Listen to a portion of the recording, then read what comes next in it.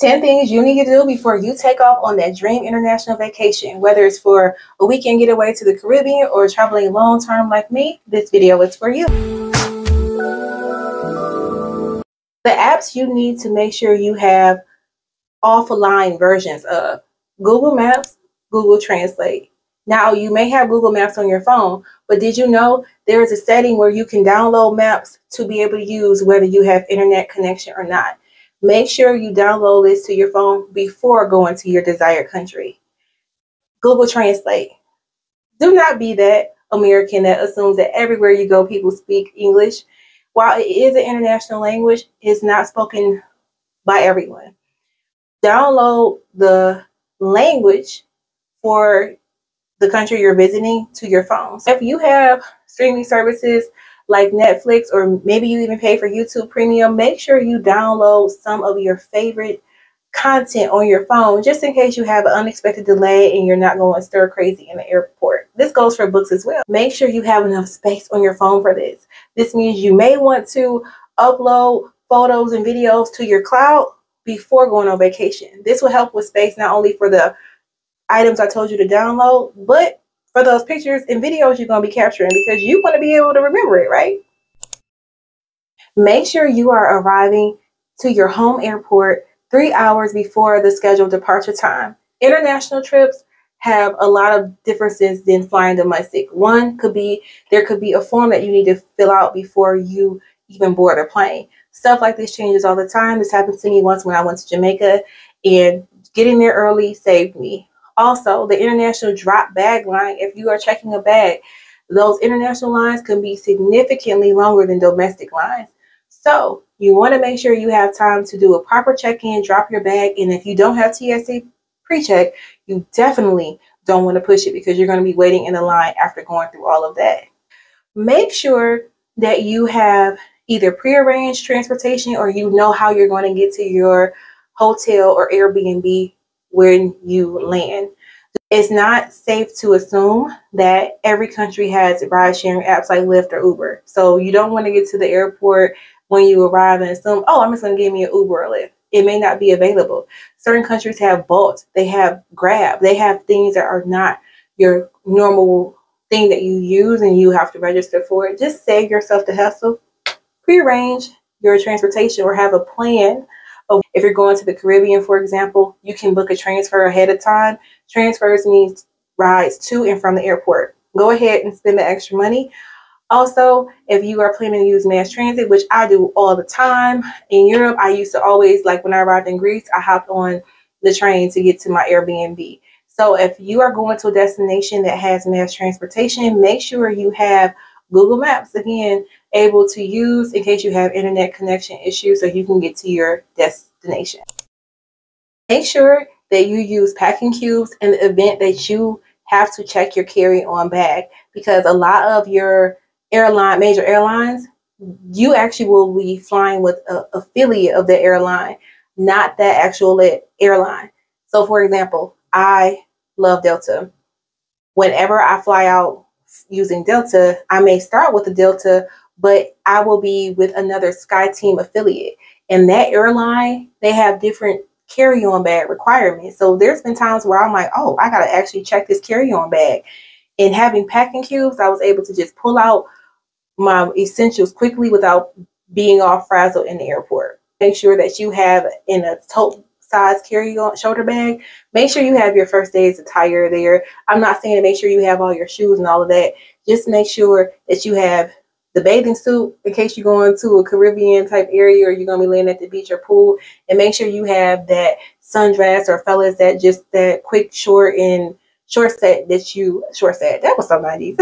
Make sure you have that quick little look that you can easily put on, because the worst thing is if you get somewhere, your baggage is 2 days late, and now you got to scramble to find clothes. Ooh, that would be a headache, and I've seen it happen to plenty of people.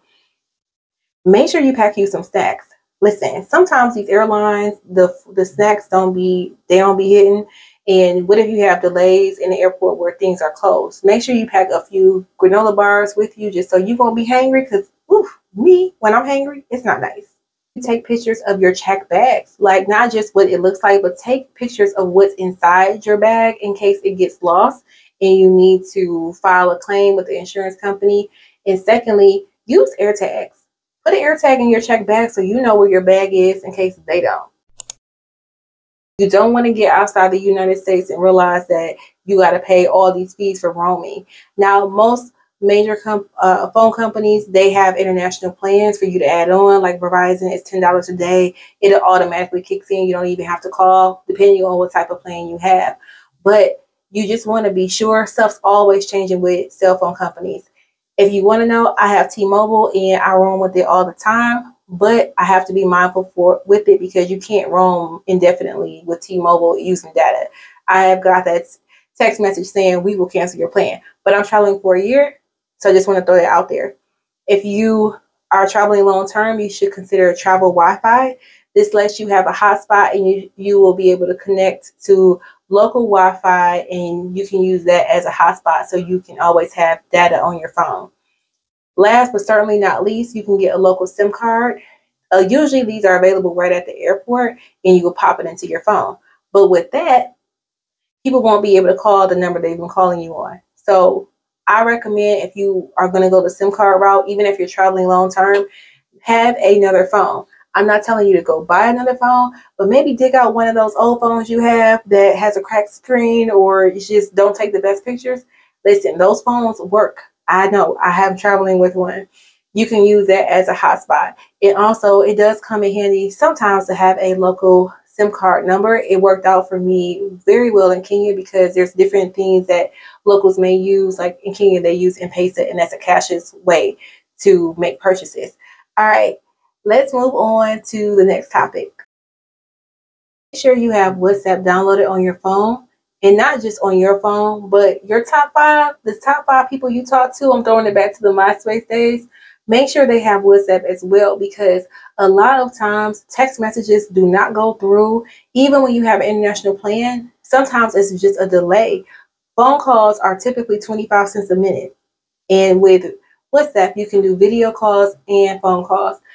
Now you're maybe like, Tasha, I can just call people on Messenger. My top five is on Messenger. When you are traveling, you're going to meet people who maybe don't live in the United States, and it's easier to communicate with them on WhatsApp. So don't just think about communicating with people that you know. You may meet people while you're traveling, and you may like, oh, let's grab a drink later, and they don't got Facebook Messenger and they're not active on IG. So WhatsApp comes in handy. Pretty much everyone that I meet, we exchange WhatsApp numbers.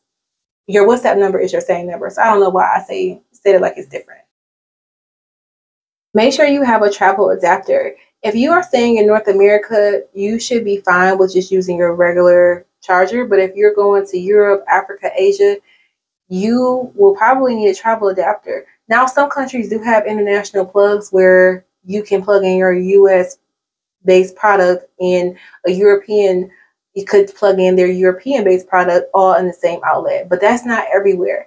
So make sure you Google the type of charger that the country you're traveling to requires. You don't want to get over there and then have to pay a higher amount to get this travel adapter when you could have just left home with it. And plus, it may be hard to find travel adapters once you get there. Don't put yourself in that predicament.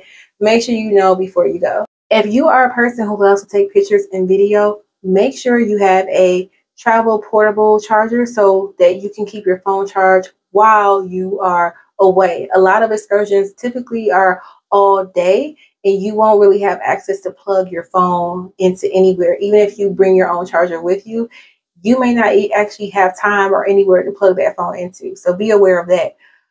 On that note, please make sure you keep your phone on airplane mode, because the more your phone roams, the more your battery drains. Finding these tips useful? Be sure to share this video link with your friends and family who are planning to travel internationally soon, or share it to a travel Facebook group. Now let's get on to the next tip.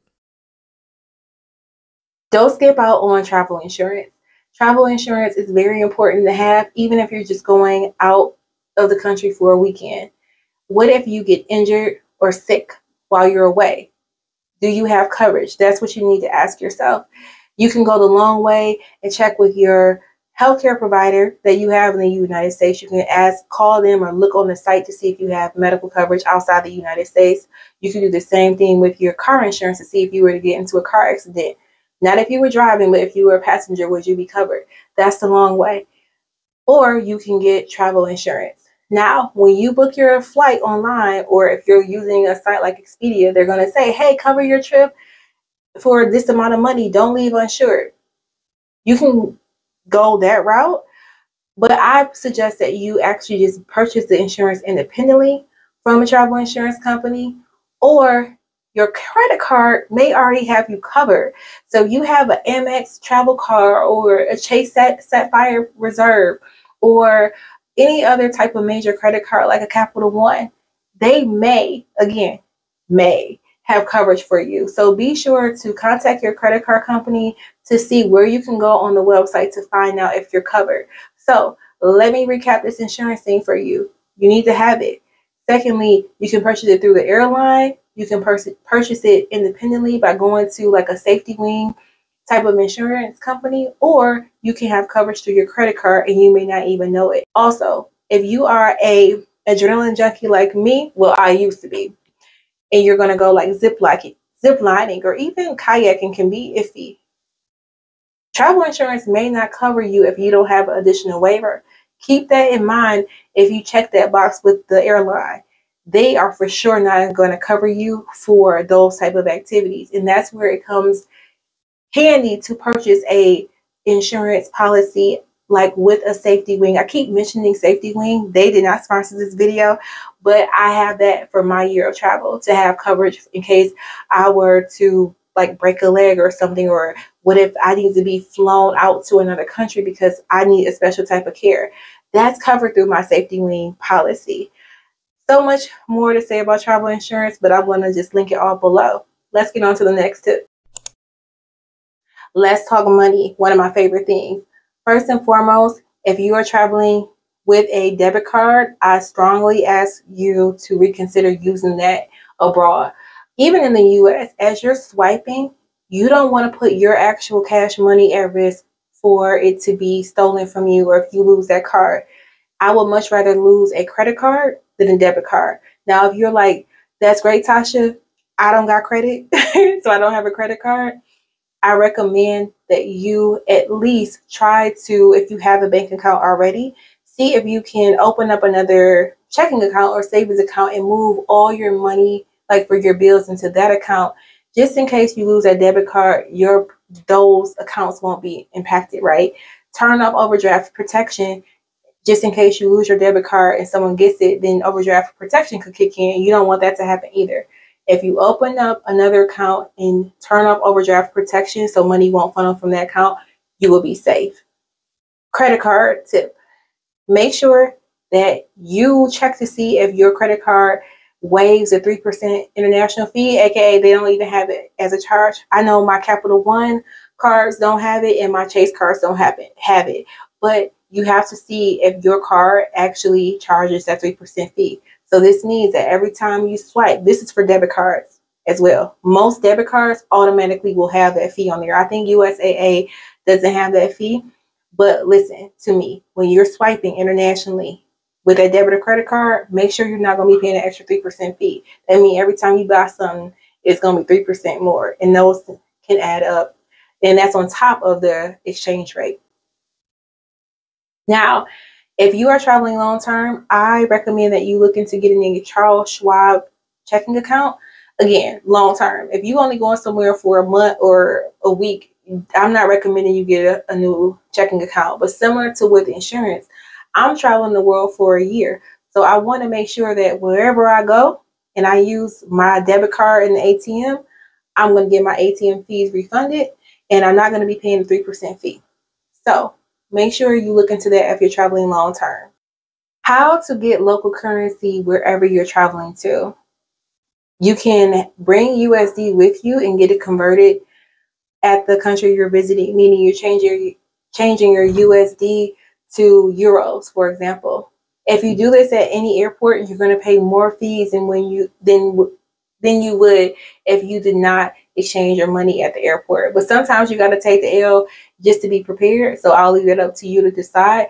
But when you are converting your money, you want to make sure the exchange rate is closest to what you will find on Google, right? If you're shopping around in the airport. You don't want to have to pay a higher exchange rate and then a commission fee on top of that. So just be aware of what to consider if you're going to bring your USD to whatever country you're visiting. Now, make sure you have denominations, right? You don't want to go somewhere where only having $100 bills, because if you have it, you find yourself in a situation where you can use USD and you have to use your money and you only got $100 bills. They be like, I don't got no change for you. Then what you gonna do? If you're like, I'm not using my card, I don't want to deal with the fees, like you need to have some type of card solution, because you don't want to have everything with cash. That's just my personal preference. You may be different. Also, with having a debit card, if you're like, if I take my debit card, I'll just take it out that way so I don't have all that cash on me. You could still be paying that 3% fee on top of whatever the ATM fee is for your home bank and that bank. So if you really want to watch the fees, again, look into what the bank will charge you. But have a plan for your money, and above all else, with having a credit card and cash, if you have Apple Pay or Google Pay, make sure you have a card that you don't physically have with you on your phone. If you lose your wallet or someone steals it, you will at least have that access on your phone. It came into handy with me because my credit card I was trying to use at a restaurant, they declined it. They kept declining it because it was fraud suspected. And I was like, oh my God. Luckily, I had Apple Pay on my phone and I was able to pay. So it's not the same card I was using. I would use Apple Pay with Amex, and I was trying to pay with the Bank of America credit card. All right, let's move on to the next tip. I strongly encourage you to sign up for the STEP enrollment program. The U.S. Embassy will, in the country that you are in, will send you a text notification or email notification of an emergency or just things you need to be aware of. So what if there's a health outbreak specific to the country you're in? You're going to get immediately notified. Send this out to U.S. citizens to give them instructions on where to go if they need to evacuate and stuff like that. Also, if you have an emergency abroad, you need to take a picture of the screen. You need to know how to get in hold of the U.S. if you have an emergency outside the country, right? So clearly you could call the local emergency line for health-related stuff. But if you lose your passport, who do you call, right? You need to contact your local embassy. Also, give this number out to your top 5 as well, because you may be in a panic and think to call them. Like, when something happens to me, I immediately call my mom, right? Or if my mom's unavailable, I'm calling my best friend. So it's helpful for them to have this number on hand as well, so they're not searching, right? You don't want to leave it to chance just Googling random stuff. You want to be prepared. Also, along with safety, just making sure you get the alerts. Make sure that you have a bag where you can keep your belongings in close to you, because pickpocketing may be common in the areas you're going. And just make sure you don't keep all your cash and your cards on you at one time in case you are like pickpocketing. How to know if you need to get a vaccine before you go to the country you want to visit? Again, you have to go to this website I'm showing you on screen. It will link you to the correct site of the country you're visiting. There's so many spam sites that are not accurate. If you go here, you can go and search what the vaccine requirements are for the country that you're visiting. So be sure to do that before you go. Give yourself a few months ahead of time to do this, because what if you got to get a vaccine shot and you leave in a week? You may not have time to do it. Also, it's helpful to know what the new COVID vaccine requirements are directly from that country's website. Travelstate.gov first will let you know that you're going to the right website for all vaccine requirements. Make sure your passport is up to date. A lot of countries require that your passport does not expire within 6 months of arriving to the country or 1 year. So for example, let's say you like, I'm going to Ghana for December. I want to be where all the action's at. And you book the flight April 1st. I'm going in December. And you're like, oh, I'm good. My passport doesn't expire to January 2024. You would not be able to enter Ghana. You may not even be able to board a plane from the United States, because that passport expires like within a month of you arriving to Ghana. So it's not from when you book it. It's from when you arrive at that country. Do you have 6 months or more before that passport expires? So if you arrive in December, your passport should not expire to the end of June. Passport expires in January. and you leave in December, you're not going to have enough time. You want to make sure you have 6 months or more. And to keep up to date with all of this, you must go to the website I'm showing on the screen. Don't put posts in Facebook groups and ask them. Don't Google. Go to the official source for anything related to passport and visa requirements. So passports and visas go hand in hand. Now, one privilege we do have as being U.S. Americans is that a lot of countries don't require us to have a visa to enter. So if you're going to Europe, it's going to be unlikely you're going to need to have a visa if you're going to stay for just 90 days or less, right? But some countries like in Africa and Asia, they do require, in South America, they do require a visa. And the visa is simply applying to enter into that country, and you will have to pay a small amount.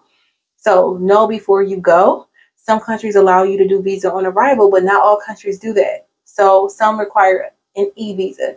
So go to this website that I'm showing you right now to make sure you know all the passport and visa details. Do not leave it to a Facebook group or even a video like mine telling you. It could change.